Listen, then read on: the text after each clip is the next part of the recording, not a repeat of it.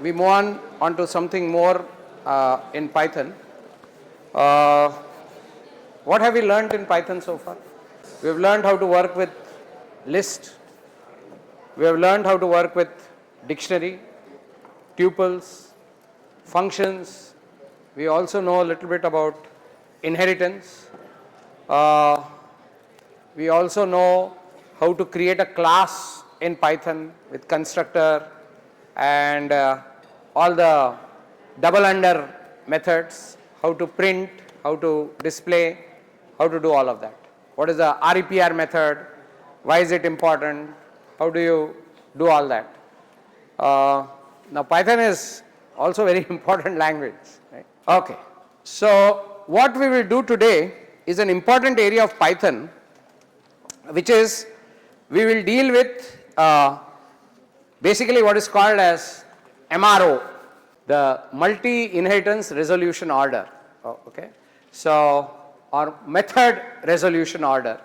It's an important area in Python. It's considered an advanced topic in Python by many. I don't know why it is called advanced topic, but it's a necessary topic to understand what is MRO. Okay, so I will. There is a common blog which we use, so I'll use that blog, and you can also open that blog in your system. This blog is by a guy called Srikanth, Srikanth Technologies, a good blog. You know, you should know how to pick up good stuff. So just clicks Srikanth Technologies MRO. I had looked at many of these blogs or videos for this MRO. I had looked at international content, Indian content, all that. But I discovered that this guy very succinctly and very nicely, not with too much of jargon and all that, this guy did a very good job. Okay, so at least with MRO, I don't know about other things, but with MRO, which is generally a reasonably involved concept, but easy to but he has put it very nicely, and we will understand how to do it. And this is an important area. And then we'll look at code. This blog has code. I think you have opened it. No, it may be difficult to focus on the screen here, so that's why I'm asking you also to open the blog. We'll go step by step, 5 cases. Hopefully at the end, all of us would have understood what MRO means. But what is MRO? What is the philosophy of MRO? Is very simple. See, okay, before you get there, just a couple of minutes. Before you get there, there is a problem. Why inheritance, or rather not inheritance, multiple inheritance is a problem in languages. I already told you last time that C++ has multiple inheritance, Java doesn't have multiple inheritance, and Java intentionally, James Gosling, who created Java, said very categorically in the original paper on Java, I don't want multiple inheritance because it creates more confusion and more ambiguity than benefit. So he said, though C++ has multiple inheritance, and I am borrowing a lot of things from C++, that particular aspect of C++, which is MI, multiple inheritance, I am ignoring it. But languages like Python support it, and till Python 2.3, there is a big story on the internet also, till Python 2.3 means less than 2.3, less than or equal to 2.2, sorry, Python, that is a factual data. There was a big problem with Python's multiple inheritance also, but they got the game right with Python 2.3 onwards, and of course Python 3 obviously. So they had a mistake earlier, they corrected it, now it's fine. So they handle multiple inheritance much better than C++ does. C++ unfortunately has the problem with the deadly diamond, and we'll talk about it. Then we'll see how Python resolves it, and we'll see how Python has turned out to be more mature in dealing with multiple inheritance. Now the other attitude to take is what? Like Java, don't have multiple inheritance at all, right? That is another attitude, another policy to take, okay? But I think that is not correct either. So let's understand what is a deadly diamond first, and then understand how Python has gone about correcting it once we see that with C++. So this is from a C++ perspective. There is a class A and B has derived from A, C has derived from B, sorry, C has also derived from A, and there is a class D which has derived from B and C. This is the multiple inheritance, because in C++ we can have multiple inheritance. So let's say there is a method M1 here and there is M1 here and there is M1 here, and D doesn't have a M1, but on D I am calling M1, okay. Or for the sake of simplicity, so there are two possible confusions here. The confusion here is, if you call M1 here, class D doesn't know whether to pick up M1 from B or from C. There is no ordinality, there is no ordering among its parents. Did you understand what I said? In Python, if you do this, there is no confusion. First point. In C++ it will say, I don't know what to do, because D doesn't have an M1. If D had an M1 and you created an object of class D, what C++ would do? It would call the M1 of D, no confusion. But if D didn't have an M1 and on D instance you called M1, then it has to get from either of its parents. Now C++ doesn't know, because C++ does not have an ordinality among its parents. It doesn't say first I should look at here, then I should look here. There is no ordering. So C++ would end up getting confused and say, look, I don't know which M1 to take. Are you with me? On the other hand, C++ would also get confused if, let's say, I didn't have an M1 here. If I didn't have an M1 here, again it will lead to confusion. No, yes. Confusion is now, my ancestor is B and B has an M1 coming from A. Yes, no. Now should I take that M1 or should I take C's M1, because C is also my ancestor. I have inherited from C also. So C++ now gets confused and declares an ambiguity error, I don't know what to do. Okay. So these are called deadly diamond. Now this is called a deadly diamond. Or there is another problem.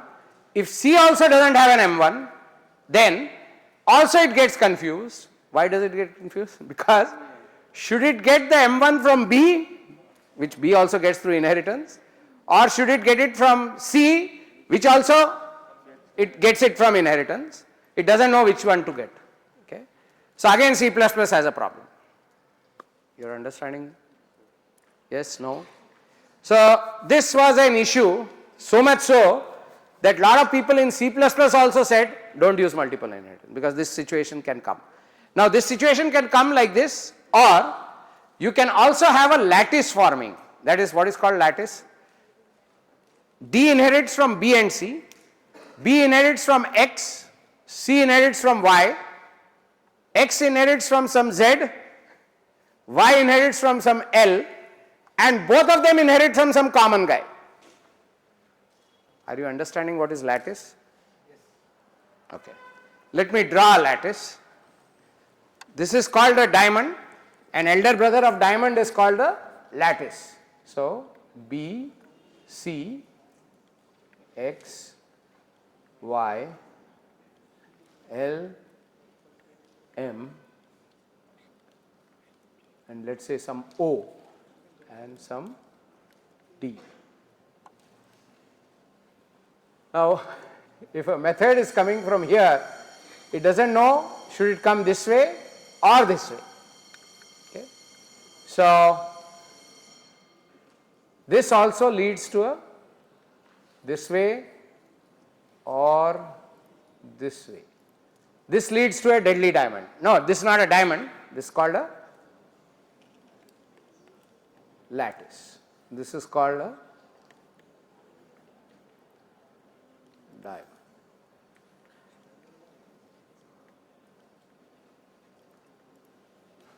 Okay. Deadly diamond. And this is called a lattice. Now both get into issues with C++. Okay. So this is the background under which Python is taking a risk by saying I support multiple inheritance. Next question is, how do you handle this? Are you with me? So with that background, now let's start studying how MRO works, that is method resolution order. This is called method resolution, from where the method should come. That is called method resolution. So with this background in mind, let's now understand how to do MRO in Python. Python has a very nice scheme called the MRO scheme. We have to understand it and use it. Okay. So for that we are going through the block. Okay. Now there are 5 cases. Once you understand the 5 cases, you have understood the MRO policy of Python. Okay. So let's start one at a time. So are you on that blog, or you can see this either way? So are you there or not there? Yeah. Whichever way. Okay, but focus. Now do you see the inheritance diagram here? What does it say? There are 2 classes, A and B, and C is derived from both. Is it an MI case? Is it a multiple inheritance case? Yes. So how does it happen in code? Okay. So let's look at the code for doing it. Okay. Let's just please remember the tree and then look at the code. So you have a class A in which you have a method, process, can be some method, doesn't matter which method. The name of the method is playing with this process. Remember, every method takes a parameter self because it's a method of that class. And what is it doing? It's printing a process. Some text it is printing, a process. Class B doesn't have a body. If you don't have a body, in other languages like C++, you say open bracket, open flower bracket, close flower bracket, right? How do you create a class without any body? That's how you do, no? No. Okay. So that's how you do in C++. In Python, and that's how you do in Java also. If you want to create a class without body, open bracket, close bracket, finished. In Python, you just say pass, just like pass, okay? No body. That's how you indicate. Pass is a reserved word in Python, which says I don't want to give any body to this class. It's just class. Then class C derives from A and B. That's how you write inheritance. Now C derives from A first, B second. So that order is maintained. Okay. Now let's understand what happens. Now is everybody clear? A, B, C? No? Yes? Okay. Now let's look at code. We are creating a variable obj which is an instance of C. So we are instantiating an object C. Yes? No? Obj is an instance of C, which is the derived class of A and B. Then on C, on obj, we are calling the method process. Now you know C doesn't have any process, right? So it has to look at its ancestors, its parents. Does that parent have parent have process? Yes. So it looks in which order? A, B. It looks in that order, right? So when it looks in that order, first it looks at A. Does it find process? Yes. No, yes. A has process, so it calls it. And what is the output I get? I get A process. And then every class in Python has a method implemented, not by us, but by Python itself, called MRO. There is a method. What does MRO stand for? Method resolution order. That is the sequence in which it goes. So we can actually take this code and copy it and run it on our Python. We can run it on Tesslator, or you can run it wherever. Yeah, we have opened a practice question, so we will run it there and just check. So you can run it Let's observe. Let's see what we get. Okay. Can you make it bigger? Okay. As expected, the first line is very clear. What do we get? A dot process, because there is no other process. It's coming from A. It's called on C. C is derived from A and B. A has a process, so it gets it from A. Okay. But look at the second line, which gives the MRO, that is the order. First is, because the method is called on C, first it will look at C, the order in which it looks. First it will look at C, then it will look at A. Why will it look at A? Because that is the first ancestor of C. Baba, you have to think.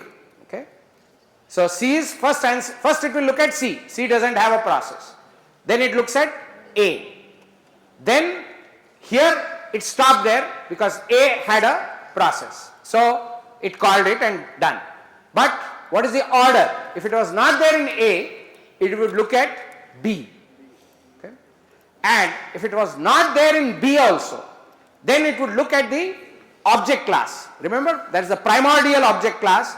Everybody in Python finally inherits from object class. Everybody in C++, in Java also, everybody inherits from an object class. So if you don't say anything, you are inherited from object class. So that is how the order is developed. So the order is C, the MRO is C, then A, then B, then object. Always it will end at object. Does the MRO make sense? No, yes. You can run it on your own also. It's given there also in the block, what is the output. Okay. So that is the order. Everybody clear so far? Yes. Should we move on? Are you clear what is happening? The method is called on C. C has two base parent classes, A and B. It looks at C first. C doesn't have that method. So it looks at its ancestors. First looks at A, then looks at B, then looks at object. That is the MRO. Okay. Now we have to understand how the MRO is built. That is the key. Okay. So here the MRO is pretty clear. A, B and object. Okay. Of course after C. Then let's look at the second example in the block. Okay. So here it's okay. So now case 2. Look at case 2 carefully. So case 2 there is no picture, so we will figure it out. Now here, what is the difference? A has a process. Yes, no. B has a process. You can see there. A has a process. Class B has a process. Understanding? No. Or even that is becoming difficult. Okay. So A has a process. B has a process. Class C as usual is derived from A and B in that order, and now C doesn't have any body, pass.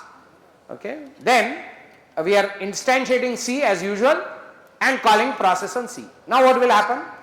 Again it will look at A first, yeah, then it will look at B, but it doesn't have to go to B because in A itself it finds process, so it will use that process. Matter solved. Correct. No confusion. So what is the MRO? Same, no? First look at C, then look at A, then look at B, and then look at the parent of all, which is object. Okay. So when we run it, okay, so again the answer I don't think will change. MRO is not printed. Okay. C.MRO, that's a method. Okay. We have not printed the MRO there. Yeah. The MRO, again, answer is not different. A process, then first it goes to C, class C, main of class A, that is goes to A, C, A, B, and then object. No question, no confusion, right? Understood? No? Yes. Case 1 is over, case 2 is over. These are trivial cases. Okay. Now, let's move to a little more complexity, a little more complex case. Okay. Let's move to case 3, sorry. So what is the situation here? This is the hierarchy. There is class A, there is class B, yes. Then there is class C, which is derived from A and B. Achha, they use the same notation I use. The derived class points to the base class. Yes. Base class means the superclass. Superclass. My superclass means my ancestor. Base class, no, derived class to base class. Base class is same as superclass. Or am I confusing you? D is derived. What is not derived is called super or base. Okay. D, here C is derived from A and B. D is derived from C and B. Now there is a little complexity involved. Okay. There are some rules to be obeyed and also certain logic to be done. Okay. Now I will tell you what are the what do you call foundation rules of MRO. Now that we are getting there, okay, just listen to me very clearly. The foundation rules of MRO. Foundation rules of MRO are, okay, two rules. First rule, a superclass method cannot be called before a subclass method. This will require some explanation and some understanding. I will come to that. But just remember this rule. A superclass method cannot be called before a subclass method.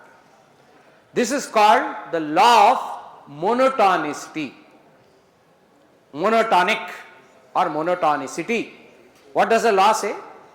A superclass method, that means an ancestor method, cannot be called before a descendant method, before a lower level method. Or the better way of saying it is, a superclass method cannot be invoked before a subclass method ever. First law. It will make sense soon. First law. There is another law. The sequence of inheritance cannot be violated, which means if you have a method in A and a method in B and I am deriving from A and B in that order, then the sequence of inheritance cannot be violated, which means a method in B cannot be called if there is already a method in A. Once again, both the rules. You have to think and understand.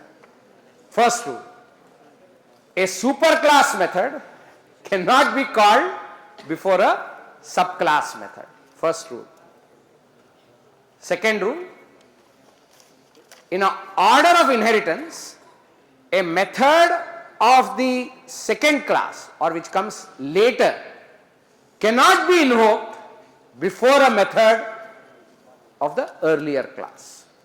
So if you have an inheritance A, B, that is C's inheritance is, multiple inheritances A, B, A first, B second, and if a method is available in A and B, it can never happen that B's method could be used before A's method. Second law. Okay. Just keep these laws at the back of your mind and think. Okay. They are not as complex as maybe it appears to you. Now, here D is inheriting from C and B. Look at D first. Okay. So what does it mean? And remember, here A and B are superclasses of C. Do you agree? A and B are superclasses of C. Do you all agree with me? C is the C and B are superclasses of D. All of us agree? Okay. So keep that in mind and let's see the MRO. Now let's see the definition. Okay. So look at this. Now there is a class A Class A has a process, yes. Class B also has a process.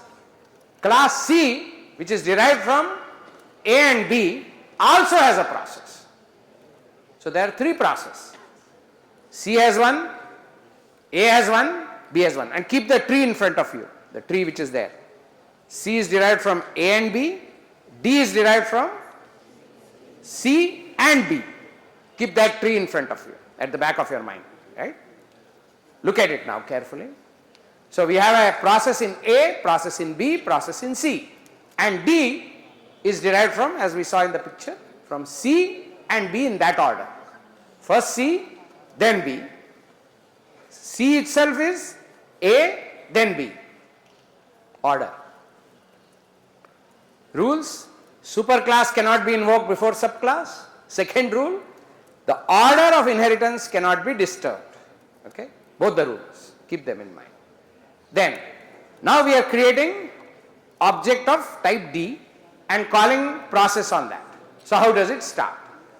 So now let's think, right? Let's think the way Python thinks. Okay. So process, is it available in D? No. If it was available in D, no big deal, right? It would have used that process. It's not available. So now it has to go to its ancestors. Now when it goes to its ancestors, C is the first ancestor it is going to look at. Luckily, what is happening? C has a process. So you don't have to go to its ancestors. No, yes. C already has a process sitting there, right there. So since C already has a process sitting there, what will happen? C's process can be used. Yes, no? Because first ancestor of D is C. Okay. But how would the MRO look like? So let's run this and then look at the MRO and then let's think about it. Okay.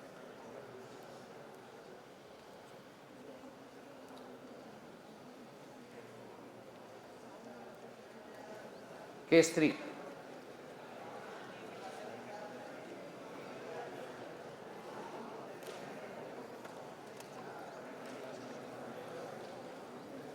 Yeah. So we have copied case. No. Now we have copied correctly our case 3 and we'll print the MRO and the invocation. Right.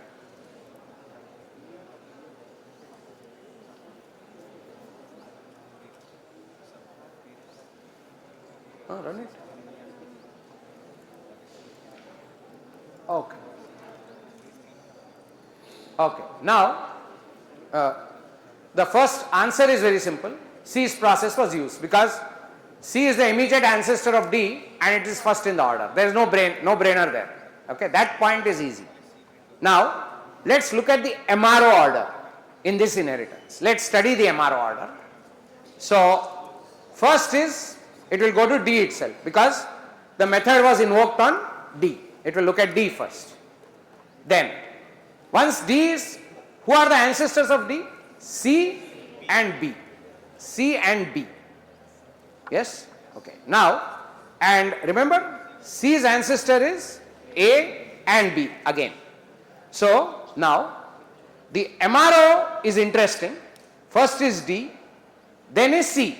Till then, no problem. D's immediate ancestor is C. Now, C, after C, who is coming? B is coming. You see there? Oh, sorry. I'm sorry. After C, A is coming. Remember, C's ancestors are A and B. After C, A is coming. Okay. After that, we are having B. Yes, no? Wait.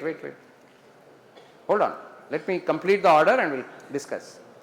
So, first is D, then is C, then is A, then is B, and last is, go down, go to the, last is, as usual, object. That I don't think there is any confusion. Now, is it sticking to our rules?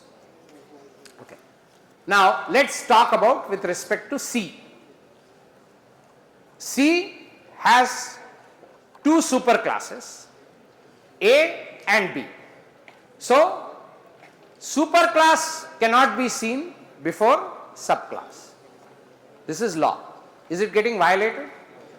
In C and A, is it getting violated? No, because C is getting seen first, then that is the subclass, then superclass. Superclass cannot come before subclass. That is the law. And order should not be disturbed. So we were on C, then A. Okay. Now, then we are going to B. Okay. Now, is that violating anything from A to B? B is what? No. A to B, is there a violation? B, is it a superclass of A? No. In fact, there is no relationship between A and B. Okay. So we are having B. Now look at, with respect to B, so with respect to A and B, there cannot be a violation, right? And also, remember, C is inherited from A and then B. Look at that also. C is inherited from A and B. So that order has to be honored. So first it has to look at A, then it has to look at B. It cannot do it otherwise, because that order will be violated in that case. Now, both the rules are being obeyed. Superclass is not invoked before subclass, because, okay, now if you look from D's perspective, okay, what is its superclass? B. Besides C, the other superclass is B. Is it a violation with respect to D? No. Why? Because first it has looked at D, then only gone to B. With respect to C's inheritance, is there a violation? A, B? No, there is no violation, because A is looked first, then B. So this hierarchy is not violating any rules where superclass is called before subclass, or the order of inheritance of any inheritance MI, any multiple inheritance, that is also not violated. A is before B, so it is. So superclass is not before subclass, that is also not violated. So this order has been arrived at keeping in mind these two things. So this is the order. So D, now the way they invoke the order is D, then C, then A, then B, and then object. Okay, not violating anything. Yeah, somebody had a question. Somebody had a question? After D? Then it will violate, I told you. It will, if after D, I call B and then A. A also has to be looked at, no? It's an ancestor. Then what it will violate? C's inheritance, remember? D has an ancestor called B. So, D's ancestors are what? C and B. So, after C, if it calls B and not A, then that AB is what? C's inheritance. That will get violated. Got it? We cannot violate any inheritance order. Neither can we violate subclass getting called after superclass. Sorry. Superclass comes after subclass. Superclass cannot come before subclass. Okay, that order. Now the question here was very good. D, after D is inherited from C and B, remember? So after C, why didn't it go to B? If it had gone to B and then A, what it would have violated? It would have violated C's inheritance. C's inheritance says what? A, then B. Are you with me? So B can never come before A. That has to be obeyed. Are you getting me? So we have to keep these two laws completely fulfilled all the time. We cannot violate any of these laws. Subclass, superclass cannot come before subclass A, and order of multiple inheritance has to be honored. So the MRO has to take into consideration these things and then do. Okay. So now let's go to case 4. Here things get, this becomes a diamond. No, yes. This is called the deadly diamond. Can you see the diamond? Okay. Now, coming back to the, I tend to digress. Now, coming back to the deadly diamond, we have A, B, C and D. This is the diamond because it's a diamond. Now here let's see what happens. How Java resolves, how Python resolves it. Okay. Now A has a process, B inherits from A, doesn't have a process. A, B, C, D. Okay. So A has a process, B doesn't have a process, C has, and D derives in that order from B and C. So D derives from B first, C later. C has a process, B doesn't have, and A has a process. Now let's think from first principle. Is the method there in D? Not there. If it was there in D, over. It's not there in D. Where will it go? Who is its ancestor? First ancestor? B. Does B have it? Does B have it? No. Then should it go to A? Should it be D, B, A? Now, D, B, A, because B doesn't have it, let's just write it. So, D, B, from D it went to B, there is no doubt. B doesn't have it. So, let's pretend it goes to A to pick up that process. Then the order will be D, B, A, and then remember D has another parent which is C. If you follow that order, then it will look at C later. Then it will be D, B, A, C, again A, object. Now, you will have to understand this. If I just follow the MRO order, no, that is not the MRO order, but that will be a violation. If I do this just ancestor order, let's just do it for a moment and then tell you how MRO resolves it. Okay. We are just following the sequence. Look at it. So we start at D. D doesn't have a process, or let's just write the MRO order. So D, from D it will go to B because the inheritance is B. So B. Then from B, I am just talking about the MRO order. It will go to A because the ancestor of B is A. Then it has finished that. So it is going depth first. If you understand, it is going depth first. So from D, it went to B. From B, it went to A. This is called moving depth first. But if you follow that order, then it will go, now this route is over. Okay.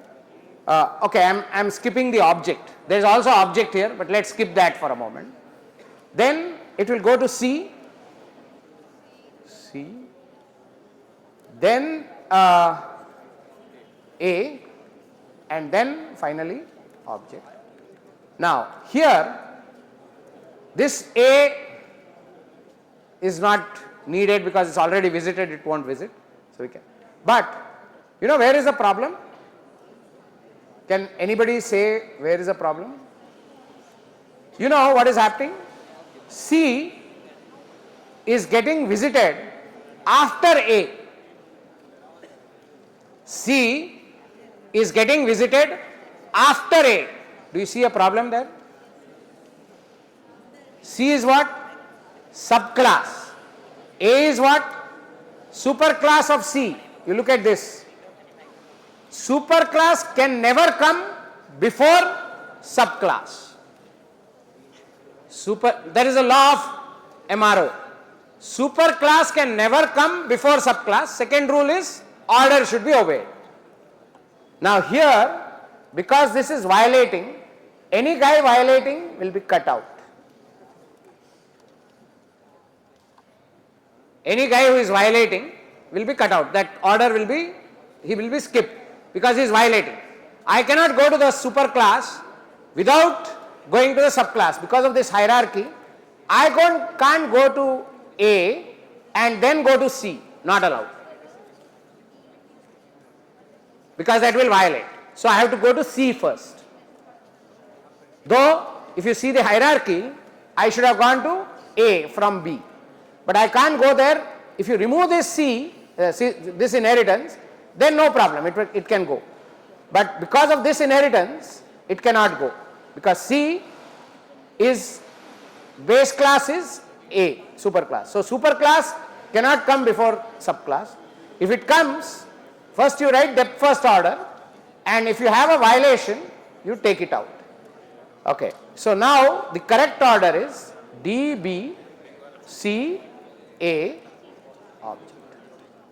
Acha, that object, if you write here from A it will go to object, that also has to be cut out because that's also a superclass. It cannot come before a subclass.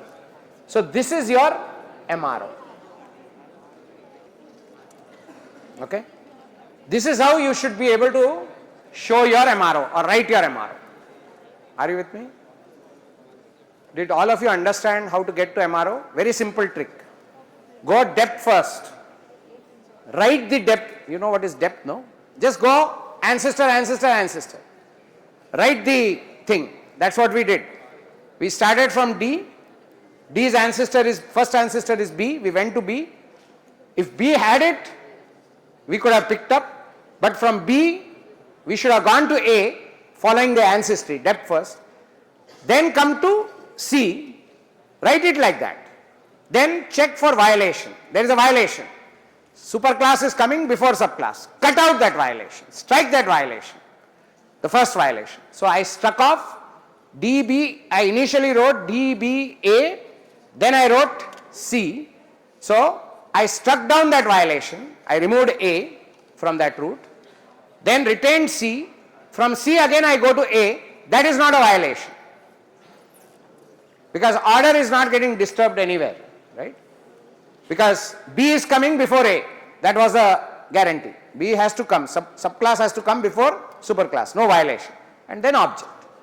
So the MRO for this will give this, and it will pick up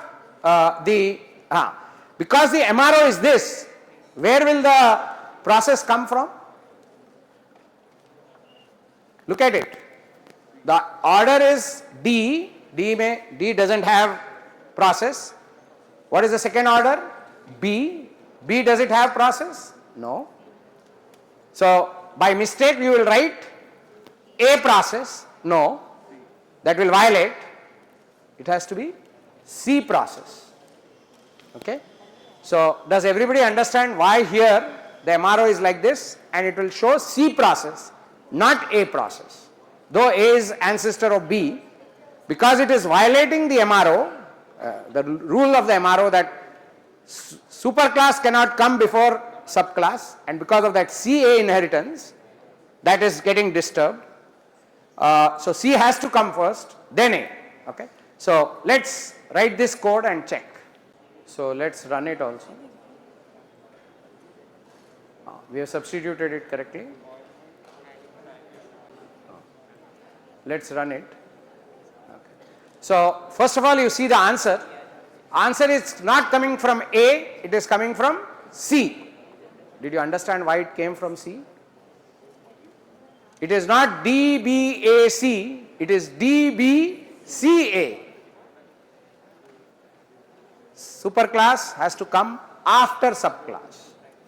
Okay. So now if you see the order also, it is DBCA and then object. Are you clear? How do you get the MRO?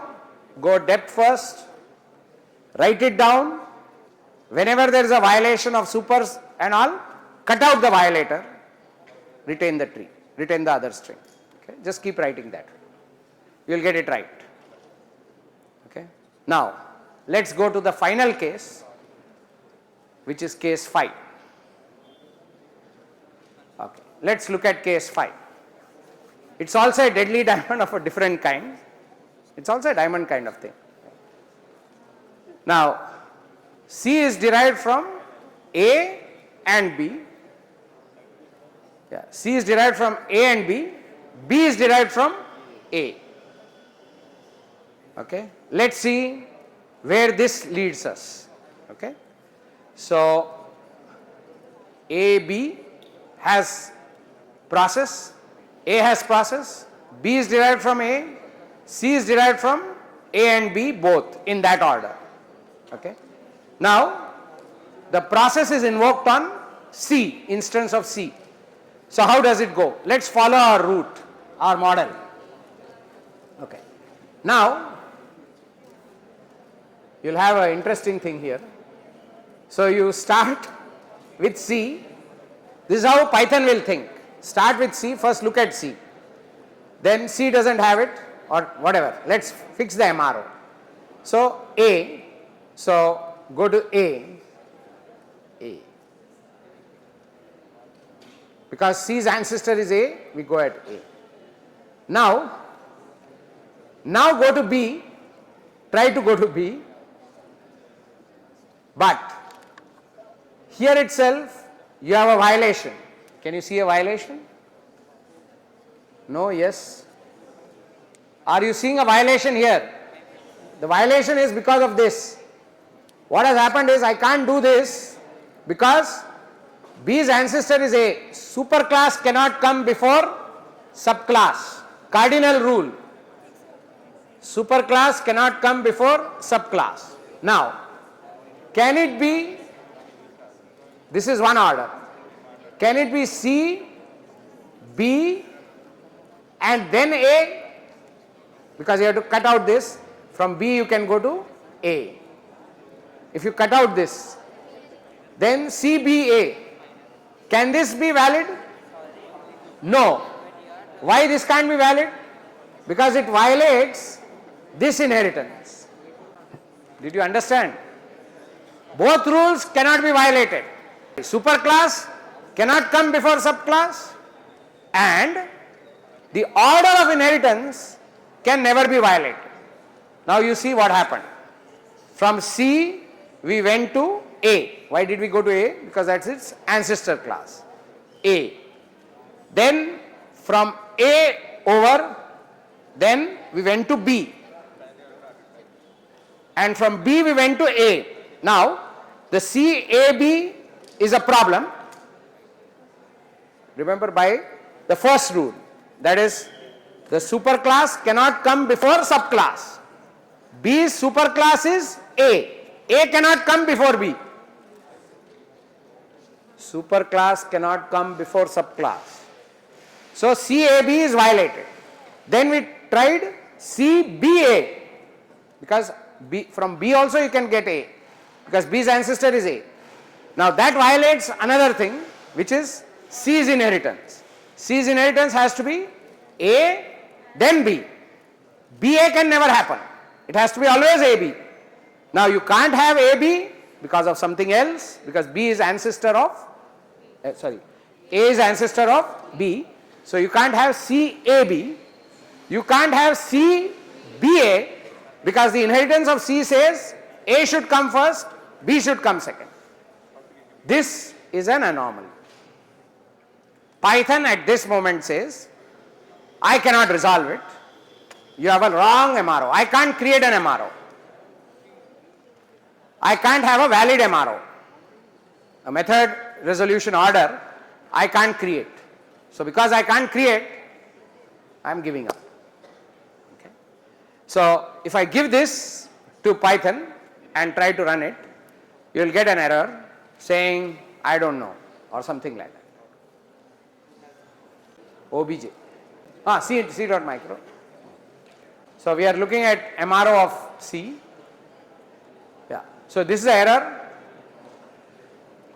What it is saying is the last line cannot create a consistent MRO. Okay. Are all of you clear? Do you understand why it's saying I can't create a consistent MRO? Because CAB is not possible, CBA is also not possible, because B inherits from A. So CAB is not possible and C is AB, so you can't do BA also. Yes, no? So at that point Python says I don't know how to create an MRO and rejects it. Okay? So this is the thing you should be familiar with. Now how do you get familiar with? Read that blog. There is also a video associated with that blog. Okay? If you can't understand the theory, reading blog, look at the video, understand it, understand how MRO works, very important idea. Now again, this is all important for people who want to become better. Stop here for today.